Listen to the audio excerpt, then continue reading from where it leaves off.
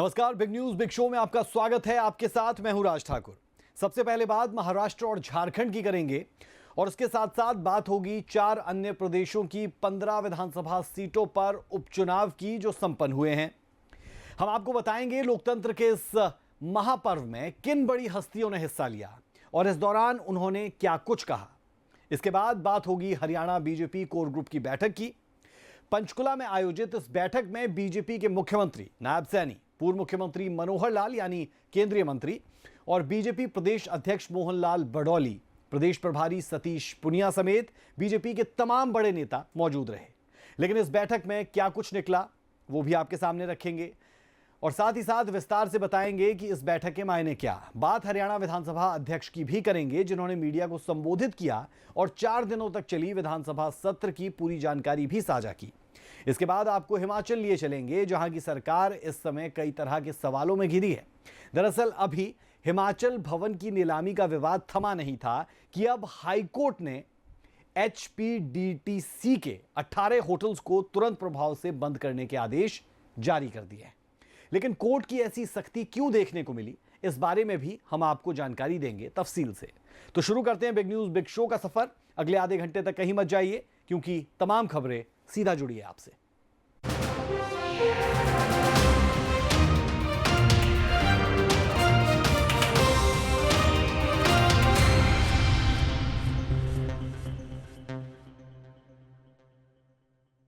खबरों की शुरुआत विधानसभा चुनाव से करते हैं। महाराष्ट्र और झारखंड समेत 4 अन्य प्रदेशों की 15 विधानसभा सीटों पर उपचुनाव संपन्न हो चुका है। इस दौरान कई दिग्गज अपने मताधिकार का प्रयोग करते दिखे।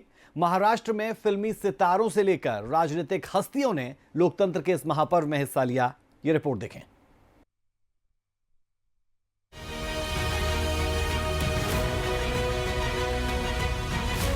महाराष्ट्र विधानसभा की 288 सीट और झारखंड की 38 सीटों के लिए वोटिंग हुई, जिसमें कई दिग्गजों ने अपने मताधिकार का प्रयोग किया।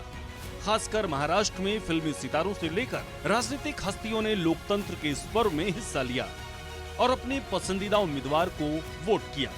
आप इन तस्वीरों के जरिए देख सकते हैं कि फिल्म स्टार सुनील शेट्टी, अक्षय कुमार, कार्तिक आर्यन, रितेश देशमुख, अली फजल, राजकुमार राव, जॉन अब्राहम और फरहान अख्तर जैसी बड़ी हस्तियां मतदान केंद्र पर सुबह सुबह वोट डालने के लिए पहुंचे थे। महाराष्ट्र का रण कौन जीतेगा ये तो समय बताएगा, लेकिन सभी राजनीतिक दलों को एक एक वोट की अहमियत पता है। लिहाजा महाराष्ट्र के सीएम एकनाथ शिंदे, एनसीपी नेता शरद पवार, राज ठाकरे, अजित पवार, देवेंद्र फडणवीस, उद्धव ठाकरे, आदित्य ठाकरे, मोहन भागवत, नितिन गडकरी, पीयूष गोयल, सचिन तेंदुलकर जैसी हस्तियों ने भी अपने वोट की आहुति दी। प्रजातंत्र में मतदान नागरिकों का कर्तव्य है और नागरिक कर्तव्यों को प्रत्येक नागरिक ने करना चाहिए। इसलिए जहां जब मेरा मतदान है मैं वहां जाके पहले वो काम कर लेता हूं दिन में, बाकी सब काम बाद में करता हूं। घोर निंदा करता हूं ऐसे सभी ताकतों का जो धर्म के आधार पर, जाति के आधार पर या भाषा के आधार पर समाज को बांटते हैं। मुझे लगता है महाराष्ट्र की जनता उनको मुंह तोड़ जवाब देगी।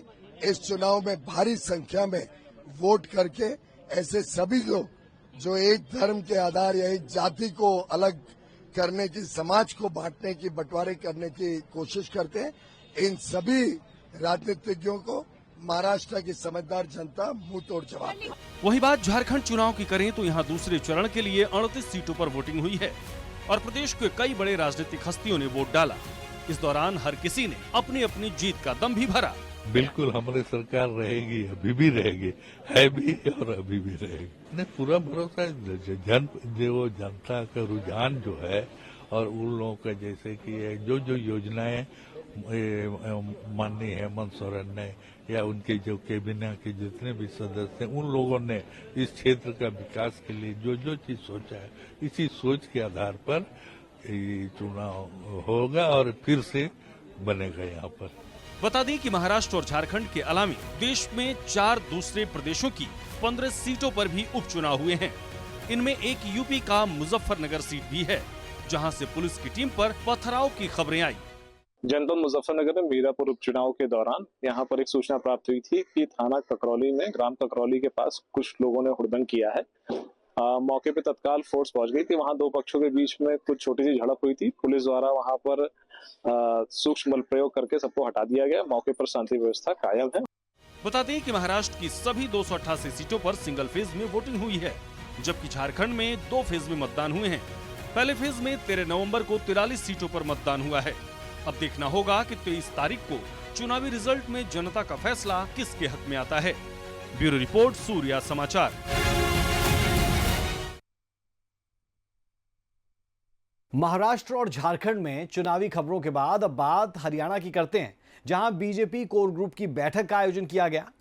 पंचकुला बीजेपी दफ्तर में आयोजित इस बैठक में सीएम सैनी, पूर्व सीएम मनोहर लाल समेत बीजेपी के तमाम दिग्गज नेता मौजूद रहे और आगामी रणनीतियों पर चर्चा की गई।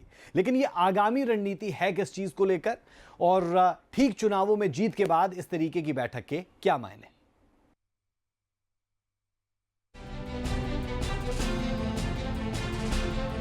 विधानसभा सत्र की समाप्ति के बाद बीजेपी अपनी आगामी रणनीति में जुट गई है। पंचकुला स्थित बीजेपी दफ्तर में कोर ग्रुप की बैठक हुई, जिसमें मुख्यमंत्री नायब सैनी, कैबिनेट मंत्री मनोहर लाल, प्रदेश प्रभारी सतीश पुनिया समेत तमाम दिग्गज मौजूद रहे। इस बैठक में हरियाणा विधानसभा चुनाव की कमियां और आगामी रणनीति पर विस्तार से चर्चा की गई। बैठक के बाद मुख्यमंत्री नायब सैनी ने अपने कार्यकर्ताओं की तारीफ में कसीदे पढ़े। उन्होंने कहा कि कार्यकर्ताओं की बदौलत प्रदेश में तीसरी बार सरकार बनी है। बैठ करके उनसे चर्चा, जो जिम्मेवारी जिस कार्यकर्ता को मिली थी और उन्होंने जो नीचे काम किए हैं उसके बारे में चर्चा हो रही है। कहाँ कार्यकर्ताओं ने जो अच्छे भी काम किए हैं और सभी कार्यकर्ता मजबूती से लगे रहे हैं, भयानक गर्मी में लगे रहे हैं। तीसरी बार बड़े मैंडेट के साथ ये कार्यकर्ताओं के दम के ऊपर ही सरकार आई है। आदरणीय मोदी जी और डबल इंजन सरकार की नीति है जो मजबूती से नीचे तक पहुंची है और उसकी चर्चा हमारे कार्यकर्ताओं ने घर घर जा कर के की है। उसका परिणाम है और उसको लेकर के अलग अलग जो जिम्मेवारी जिन कार्यकर्ताओं को जहां जहां दी गई थी उन सब से बैठ कर के बातचीत हो रही है। अभी हमारे कोर कमेटी के सभी पदाधिकारी थे, उनसे बातचीत हो रही थी, क्योंकि एक मेंबरशिप का बड़ा अभियान सदस्यता ग्रहण का चल रहा है। उसको लेकर के अलग अलग जिम्मेवारियां भी सौंपने का डिस्ट्रिक्ट वाइज काम किया है, ताकि जो टारगेट मेंबरशिप का लिया है 50 लाख का, उसको जल्दी हरियाणा पूरा करेगा और उसको लेकर के सारी योजना रणनीति वो बनी है, चर्चा हुई है। और क्योंकि सरकार भी गति से, क्योंकि हमने तीव्र गति से काम करना है और उसको लेकर के भी कई ऐसे विषय होते हैं, उन विषयों को भी हमने डिस्कस किया। प्रदेश में कई जगहों पर निकाय चुनाव होने हैं, जिसकी तैयारी में बीजेपी अभी से जुट गई है। मुख्यमंत्री नायब सैनी ने कहा कि पार्टी का सदस्यता अभियान जारी है और इससे प्रदेश में 50 लाख नए कार्यकर्ता बीजेपी से जुड़ेंगे। नहीं, हमारी लगभग तैयारी है और क्योंकि मेंबरशिप चल रही है, ये सदस्यता अभियान जो ही अपना समापन होता है और इस बीच में देख करके, क्योंकि हमने टारगेट रखा है 50 लाख का, जल्दी ही पूरा कर लिया जाएगा और इसको तीव्र गति से हम करेंगे, क्योंकि चुनाव कराने हैं, चुनाव जल्दी ही हम वो हों, इसके लिए हम कर रहे हैं। बीजेपी कोर ग्रुप की बैठक में हिस्सा लेने पहुंचे कैबिनेट मंत्री मनोहर लाल ने भरोसा जताया कि प्रदेश सरकार अपने सभी वादों को पूरा करेगी और इस पर तेज गति से काम जारी है। पार्टी में उत्साह है और चूंकि ये सरकार का काम होता है तो सरकार अपने निर्णय अपने मंत्रिमंडल बैठ करके मुख्यमंत्री के द्वारा निर्णय लिए जाते हैं, उसकी घोषणा होती है। हाँ, उसका जो नीचे प्रभाव जाता है उसको महसूस सब करते हैं। तो पार्टी के लोगों ने उसको महसूस किया कि जो वायदे पार्टी ने सरकार बनाते समय अपने मैनिफेस्टो में अर्थात संकल्प पत्र में लिए थे, उसमें बहुत से काम हुए हैं और आगे भी ये काम समय के हिसाब से, क्योंकि 5 साल के लिए ये वादे होते हैं, 5 साल पूरे करने होते हैं, तो एक एक कर पूरा कर रहे हैं और इससे पार्टी में एक अच्छा माहौल है। वहीं बीजेपी प्रदेश प्रभारी सतीश पुनिया और प्रदेश अध्यक्ष मोहनलाल बड़ौली ने कहा कि सूबे में समान विकास और संगठन को मजबूती देने पर बैठक में चर्चा की गई। Core group Bharatiya Janata party की रीति नीति और संगठन के काम की प्रणाली का हिस्सा है, जिसमें पार्टी के प्रमुख लोग नीतिगत रूप से संगठन और सरकार के मसलों पर चर्चा करते हैं और उसकी क्रियान्विति कैसे हो इस पर चर्चा करते हैं।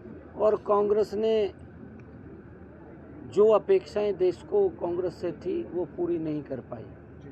उन्होंने बेशक अपनी अपेक्षाएं पूरी कर ली हों, कांग्रेस के नेताओं ने, कांग्रेस के लोगों ने, उन्होंने शायद अपनी अपेक्षाएं पूरी कर ली हों, परंतु देश को जो अपेक्षाएं थी उससे देश वंचित रहा है। जब देश ने इनको देख लिया है कांग्रेस पार्टी को और उनको नकार दिया है, जब इनको नकारा है तो इनको फिर इस प्रकार की बातें याद आती हैं कि ध्यान डाइवर्ट करना है, जनगणना करानी है। भाई थारे को किसने रोक लिया था?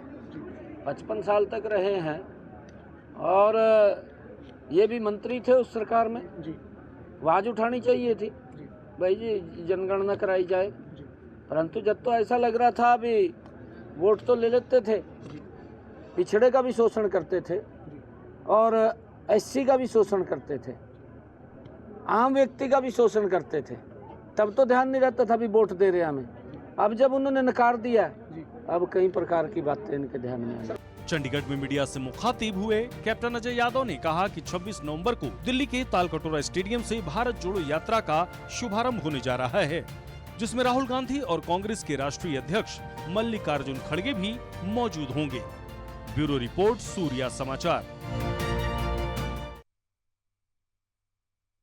और अब बात हरियाणा विधानसभा अध्यक्ष हरविंदर कल्याण की, जिन्होंने पिछले 4 दिनों तक चली विधानसभा की कार्रवाई पर जानकारियां साझा की और इस दौरान इस सत्र को आवाम के हित में सार्थक भी बता दिया।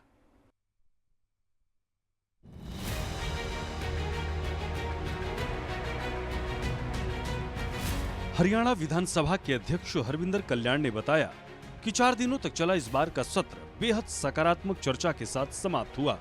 इस दौरान 13 अहम बिल भी पास किए गए, जिसमें नए सदस्यों की अहम भूमिका रही। इस सत्र में वो भी पास हुए हैं और विशेष रूप से इस सत्र के अंदर मैं कहना चाहूँगा कि सभी माननीय सदस्यों ने बढ़ चढ़कर इसके अंदर हिस्सा लिया है और विशेष रूप से जो पहली बार चुनकर आए 34 विधायक हैं, 34 सदस्य हैं, उनकी सहभागिता बहुत अच्छी रही है और कुल चर्चा जो राज्यपाल महोदय के अभिभाषण के ऊपर 710 मिनट की हुई है, उसमें माननीय मुख्यमंत्री 147 मिनट उसमें बोले हैं और जो 34 नए सदस्य हैं, 34 नए सदस्यों ने बड़े खुलकर अपनी बात को रखा है और ये खास तौर पर मैं उल्लेख करूंगा कि पहली बार चुनकर आए सदस्य लगभग सभी सदस्य 4-5 मिनट से लेकर 12-13 मिनट तक बोले हैं, जो कि मुझे लगता है कि एक बहुत बड़ी उपलब्धि एक विधायिका के नाते और एक नए सदस्यों के लिए जो पहली बार चुनकर आते हैं और उनका इस तरीके से सदन के अंदर पूरा एक एक्टिव मेंबर की तरह रोल प्ले करना जो यहाँ पर देखने को मिला है। विधानसभा अध्यक्ष ने बताया कि सदन में हरियाणा राज्य के गीत का विषय भी उठा था, जिसे लेकर एक कमेटी का गठन किया गया है, जिससे कि इस गीत को और बेहतर किया जा सके। यानी कुल मिलाकर पिछले 30 से 35 सालों में इस बार सत्र बेहतर रहा है। हरियाणा राज्य का एक गीत जो कि पिछले विधानसभा के कार्यकाल में उस समय में जो विषय आया था और एक सर्वसम्मति से पूरे सदन ने उसको पास किया था, तो वो भी कल हाउस के अंदर सुनाया गया है और उसके लिए एक नई कमेटी का गठन भी किया गया है, जो कि जो हरियाणा का राज्य गीत होगा वो और बेहतर कैसे हो सकता है, क्योंकि वर्डिंग्स उसकी पास हो चुकी हैं और आगे वो और अच्छा हो, उसके लिए एक 5 सदस्यीय कमेटी का गठन किया गया है, जिसके अंदर जो एक्सपर्ट होंगे इस फील्ड के उनको भी इसके अंदर शामिल किया जाएगा। तो मैं मुख्य रूप से कहना चाहूँगा कि ये इस पहले सत्र के अंदर जो 5 दिन की 5 सिटिंग इसकी रही हैं, तो ये पिछले अगर हम लगभग 30-35 वर्षों का अगर हम रिकॉर्ड देखें तो उस नाते से एक बहुत अच्छी ये सिटिंग रही है और काफ़ी अच्छे समय सभी सदस्यों को मिला है, चाहे वो माननीय राज्यपाल के अभिभाषण के ऊपर, चाहे वो कॉलिंग अटेंशन के ऊपर, चाहे वो कोई भी बिल है उसके ऊपर चर्चा की बात है, तो पूरा समय सभी माननीय सदस्यों को उसके अंदर देने का हमने प्रयास किया। और इस दौरान विधानसभा अध्यक्ष ने बताया कि भविष्य में कई अच्छे बदलाव होंगे और इसे लेकर लोकसभा अध्यक्ष से भी बातचीत हुई है। हमने भविष्य के लिए भी कुछ योजनाएं अभी हमने बनाई हैं जिसके ऊपर आगे काम किया जाएगा। उसके बारे में मेरी माननीय लोकसभा अध्यक्ष से भी चर्चा हुई है, माननीय उपराष्ट्रपति जी से भी चर्चा हुई है और कुछ और ऐसी प्रैक्टिसेस या फिर जो हमारे विधायी कार्य हैं वो और सुचारू रूप से चलें, उस नाते से भी हम प्रयास करेंगे कि हरियाणा विधानसभा और आगे बढ़े। जो एक अच्छे जो बदलाव पिछले वर्षों में हमने देखे हैं, क्योंकि हर कार्यकाल में कोई ना कोई अच्छे सुधार के कार्य हमेशा आते हैं और वो सुधार के कार्य हमेशा आगे बढ़ते रहने चाहिए। कुल मिलाकर नायब सरकार का पहला सत्र शानदार बताया गया, जिसमें आवाम के हित में कई अहम फैसलों पर सार्थक चर्चा हुई। ब्यूरो रिपोर्ट, सूर्या समाचार। विधानसभा चुनावों की खबरों के साथ साथ हरियाणा की खबरें भी हमने आपको बताई और अब रुख करेंगे हिमाचल प्रदेश का, यानी वादियों का, जहां सुक्खू सरकार इन दिनों काफी मुश्किल दौर से गुजर रही है। अभी पिछले दिनों ही हाईकोर्ट ने एक केस की सुनवाई करते हुए दिल्ली में हिमाचल भवन की नीलामी का आदेश दे दिया था, जिससे सरकार की काफी किरकिरी हुई थी। लेकिन अभी यह मामला थमा नहीं था कि हाईकोर्ट ने अपने नए आदेश में HPTDC के 18 होटल्स बंद करने का आदेश सुना दिया है। ऐसा क्यों हुआ है और इसका क्या असर रह सकता है, देखें जरा।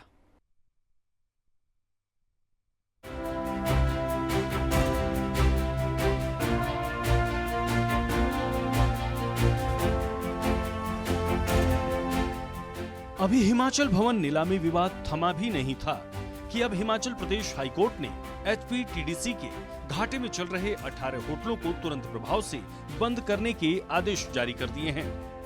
दिलचस्प बात यह है कि अपने आदेश में न्यायाधीश अजय मोहन गोयल ने सरकार की खराब वित्तीय हालत का जिक्र करते हुए इन घाटे में चल रहे होटलों को बंद करने के लिए कहा है।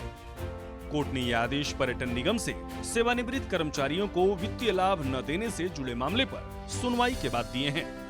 अब चलिए आपको बताते हैं कि कोर्ट ने अपने फैसले में क्या कुछ कहा है।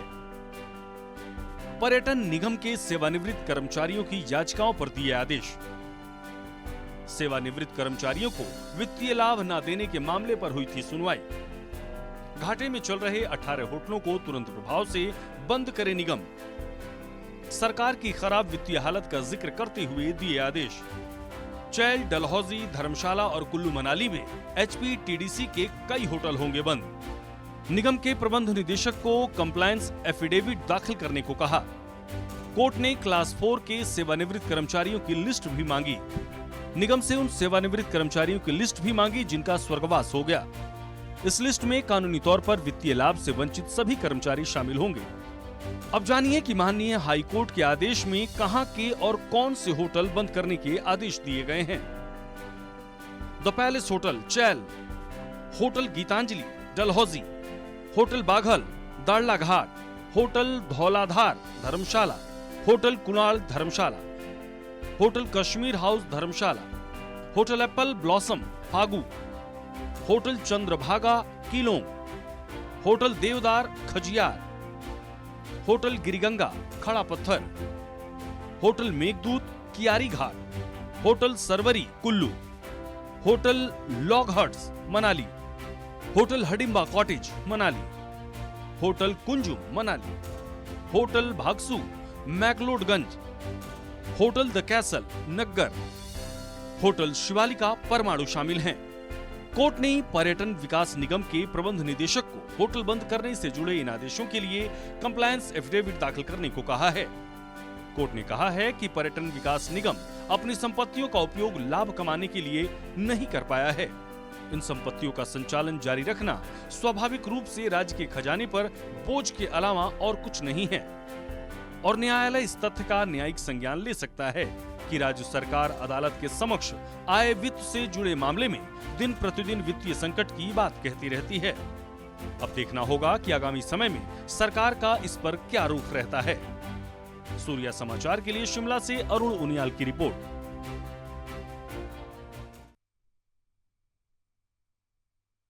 और अब बात पॉल्यूशन की होगी, जिसकी वजह से दिल्ली, एनसीआर, हरियाणा में तमाम जगहों पर लोगों का जीना दूभर हो गया है। हर एक सांस पर जिंदगी भारी पड़ रही है। सुप्रीम आदेश के बाद थोड़ी सख्ती देखने को जरूर मिली और इसकी वजह से शहरों में लॉकडाउन जैसे हालात हो गए हैं। लोग वर्क फ्रॉम होम करने के लिए मजबूर हो चुके हैं और सुप्रीम कोर्ट की तरफ से भी जो आदेश दिए गए उनमें भी साफ तौर पर यह बताया गया था कि लोगों के लिए ये हवा जहरीली है। ऐसे में सवाल ये भी कि जो तमाम सरकारें हैं वो इसे रोकने के लिए कर क्या रही है। इन तमाम पहलुओं को दिखाती ये रिपोर्ट जरूर देखें।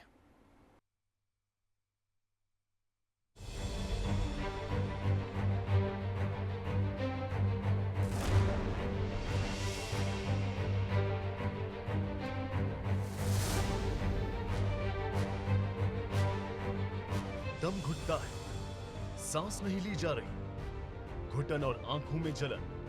दिल्ली हो या फिर हरियाणा, शिकायतें सिर्फ एक, प्रदूषण। प्रदूषण के कारण पूरा दिल्ली एनसीआर गैस चेंबर बन चुका है। हवा जहरीली है और हवा में घुली स्मॉग लोगों का जीना दुश्वार कर रही है। नतीजा, दिल्ली और हरियाणा दोनों ही राज्यों में ग्रैब 4 लागू कर दिया गया है। सुप्रीम कोर्ट ने सख्त हिदायत दी है कि बिना कोर्ट की अनुमति ग्रैब 4 नहीं हटाया जाएगा। लेकिन सवाल यह है कि क्या ग्रैब 4 लोगों को प्रदूषण से निजात दिला पाएगी? क्या लोग फिर से साफ हवा में सांस ले पाएंगे? इसके लिए सबको यह समझना होगा कि आखिर ग्रैब 4 है क्या और इसकी पाबंदियां क्या-क्या है। दरअसल ग्रैब का मतलब होता है ग्रेडेड रिस्पॉन्स एक्शन प्लान। लिहाजा जब वायु प्रदूषण गंभीर स्थिति पर पहुंचती है तब ग्रैब लागू किया जाता है और प्रदूषण का स्तर 450 AQI के पार जाने पर ग्रैब 4 लागू होता है। ग्रैब 4 में प्रदूषण को प्रभावी ढंग से कम करने के उपाय किए जाते हैं। लिहाजा ग्रैब 4 लागू होने के बाद कई पाबंदियां भी लगाई जाती है। मंगलवार को भी दिल्ली एनसीआर के लोगों को प्रदूषण से राहत नहीं मिली। प्रदूषण का स्तर यानी कि AQI दिल्ली के बहुत से इलाकों में 500 के करीब पहुंच गया। और मौसम की बात करें तो धूप हल्की खिली रही मंगलवार को, इसीलिए विजिबिलिटी बेहतर रही। सोमवार को विजिबिलिटी बहुत कम थी, लेकिन मंगलवार को धूप निकलने की वजह से विजिबिलिटी बेहतर रही। लेकिन प्रदूषण अपने स्तर पर बना रहा। 500, 495 इस तरह का AQI दिल्ली के कई इलाकों में दर्ज किया गया, जिससे दिल्ली वालों को प्रदूषण से मुसीबतों का सामना करना पड़ा। सुप्रीम कोर्ट खुद इस पूरे प्रदूषण के मामले को देख रहा है, इसलिए निर्देश दिए गए थे स्कूलों को बंद करने के लिए। इसलिए दिल्ली एनसीआर के सभी स्कूलों को बंद किया गया, ऑनलाइन मोड पे क्लासेस को शुरू किया गया। साथ ही साथ सुप्रीम कोर्ट ने साफ कहा है कि जब तक उनको यानी कि सुप्रीम कोर्ट की इजाज़त ना हो ग्रैब 4 ना हटाया जाए, क्योंकि अमूमन ग्रैब 4 AQI लेवल सुधरने पर हटा दिया जाता था। लेकिन अब सुप्रीम कोर्ट ने साफ कह दिया है कि जब तक सुप्रीम कोर्ट के निर्देश ना हो तब तक ग्रैब 4 ना हटाया जाए। साथ ही साथ तमाम तरह के कदम इस प्रदूषण को कम करने के उठाने की बात सुप्रीम कोर्ट की तरफ से की गई है। देखना है कि प्रशासन से लेकर कोर्ट हर कोई इस प्रदूषण पर चिंता जाहिर कर रहा है, लेकिन दिल्ली एनसीआर के लोगों को इस बढ़ते प्रदूषण से कब राहत मिलेगी ये कहना थोड़ा मुश्किल है। गौरतलब है कि दिल्ली एनसीआर और हरियाणा में वायु प्रदूषण का स्तर लगभग 500 AQI तक पहुंच चुका है। यही वजह है कि दिल्ली एनसीआर और हरियाणा में सरकार की ओर से ग्रैब 4 लागू कर दिया गया है। इधर सुप्रीम कोर्ट ने ग्रैब 4 की पाबंदियों को सख्ती से लागू करने के निर्देश दिए हैं। दिल्ली एनसीआर की आबो हवा लगातार जहरीली होती जा रही है और पूरा दिल्ली एनसीआर गैस का चैम्बर बना हुआ है। तो वहीं गुरुग्राम की बात करते हैं तो गुरुग्राम में भी आसमान में पोल्यूशन की सफेद चादर छाई हुई है और आज के AQI लेवल की बात करें तो 450 के पार है, यानी बेहद खराब श्रेणी में जो है वो पोल्यूशन लेवल अपने खतरनाक स्तर पर पहुंच चुका है। ये कहा जाए तो गलत नहीं होगा और यही कारण है कि दिल्ली एनसीआर के तमाम 12वीं तक के स्कूलों को बंद करने के आदेश दिए गए हैं ताकि जो बच्चे हैं उनको इस बढ़ते पोल्यूशन से बचाया जा सके। इसके अलावा ग्रैब 4 का नियम भी दिल्ली एनसीआर में लागू किया है और तमाम BS3 पेट्रोल की जबकि BS4 डीजल के तमाम वाहनों पर भी पाबंदी लगाई है।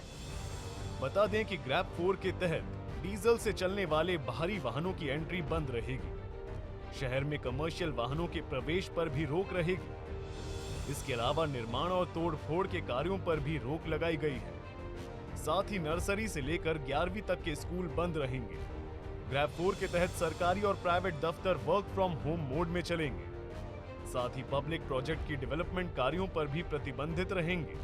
वहीं अगर दिल्ली एनसीआर और हरियाणा में वायु प्रदूषण के स्तर पर नजर डालें तो दिल्ली का AQI 500 के करीब। दिल्ली के आनंद विहार में सबसे ज्यादा AQI 500 तक दर्ज किया गया, जबकि नोएडा के सेक्टर 62 में AQI 495 दर्ज किया गया। वहीं ITO का AQI 391, नेहरू नगर में 494 और विवेक विहार AQI 499 पर पहुंच चुका है। इधर हरियाणा में वायु प्रदूषण का स्तर 441 AQI दर्ज किया गया है, जिसमें फरीदाबाद का AQI 366, गुरुग्राम का 357, हिसार में 340 और रोहतक में 371 दर्ज किया गया है। बता दें कि वायु प्रदूषण के स्तर को देखते हुए दिल्ली सरकार ने सोमवार की सुबह ही ग्रैब 4 लागू कर दिया गया था, जबकि हरियाणा में सोमवार रात से ग्रैब 4 की पाबंदियां लागू करने के आदेश जारी किए गए। लेकिन हरियाणा में कुछ लोग ऐसे भी हैं जो सरकार और कोर्ट के आदेश की धज्जियां उड़ाने में लगे हैं। उदाहरण के तौर पर जींद का वुडस्टॉक पब्लिक स्कूल और फरीदाबाद का रावल पब्लिक स्कूल, जो ग्रैब 4 लागू होने के बावजूद संचालित हो रहे हैं और पैसों के लालच में बच्चों के स्वास्थ्य को दांव पर लगा रहे हैं। गौरतलब है कि ग्रैब 4 लागू होने के बाद से प्रशासन ने 12वीं तक के सभी स्कूल बंद रखने के आदेश जारी किए थे, लेकिन ऐसा लगता है मानो प्राइवेट स्कूलों को न तो प्रशासन का कोई डर है और न ही बच्चों के स्वास्थ्य की कोई परवाह। फिलहाल देखना ये होगा कि प्रशासन इन स्कूलों के खिलाफ क्या कार्रवाई करती है। ब्यूरो रिपोर्ट, सूर्या समाचार। बिग न्यूज बिग शो में अभी के लिए हमारा और आपका साथ इतना ही। मुझे मेरी पूरी टीम को दें इजाजत। खबरों का सिलसिला सूर्या समाचार पर बदस्तूर जारी है। नमस्कार।